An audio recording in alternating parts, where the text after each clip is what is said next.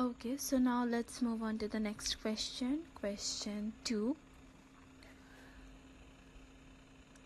Cystic fibrosis can impair gas exchange. The rate of diffusion of gases through a surface is dependent on the properties of the gas exchange surface, whose law can be used to calculate the rate of diffusion. So here, the question asks us about the law that can be used to calculate the rate of diffusion. So the law which works with the rate of diffusion is, of course, the Fick's law, because Benedict's law is about it is the name of the solution, the test for the reducing sugar. Then Michelson's or Stouts are the name of the name of the law which and Michelson and Stouts are the laws which are involved with the DNA. Okay, so our correct answer is B. Let's move on to the next question. 2A2. Explain how the rate of diffusion through gas exchange surface is affected by cystic fibrosis. When a person has cystic fibrosis, it results in the production of the very thick and sticky mucus, and because of that, the trachea is blocked. The mucus makes the trachea more narrow due to what less oxygen is taken through our nose and reaches to the lungs, and less carbon dioxide is breathed out, and this leads to the reduction rate of diffusion of gases in our lungs. So this is how diffusion, like the rate of diffusion, is affected with the production of mucus due to cystic fibrosis. So let's see the answer, correct answer for this. I have written something, let me show you. Okay, so it's fine.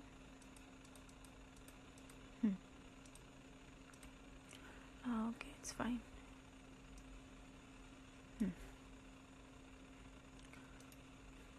Cystic fibrosis results in the production of thick and sticky mucus, and due to this, the mucus blocks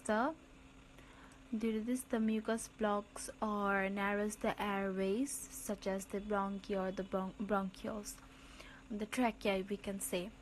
And due to that, the concentration of the gradient of the oxygen is reduced, and this can lead in the reduction of the diffusion of gases in the lungs. Like, it reduces the concentration of oxygen and carbon dioxide, like it affects its concentration, and that's why cystic fibrosis disease, due to the disease of cystic fibrosis, diffusion is affected.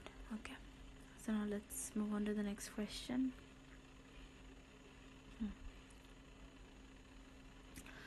Prenatal testing can be used to detect cystic fibrosis. Describe how one named method of prenatal testing can be used to detect cystic fibrosis. The method for prenatal testing is it's highly popular, that is amniocentesis, which is a process, like the name of the method is amniocentesis, which means that it's a prenatal test, and in this test amniotic fluid is extracted from the amniotic sac, not from the baby, and that sample is analyzed for the presence of a mutation or any faulty allele that is responsible for cystic fibrosis. And we have another method also. We can write any one of the method as it mentions in the question, like any one method, but for information purpose let me share the second method also, and that is chronic villus sampling, which is CVS. It is another method for prenatal testing that and it is a test in which the cells or tissue from the placenta is collected, and then the sample is analyzed for the presence of any mutation or faulty allele which is responsible for the cystic fibrosis.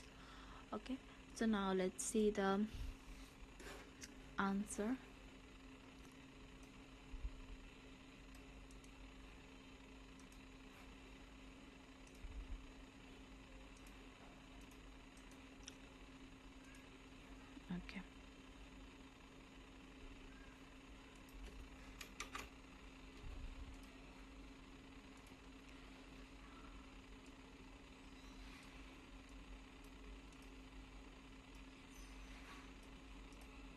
Okay, this is method 1, which is amniocentesis, which I said like it is a prenatal test where amniotic fluid is collected from the amniotic sac.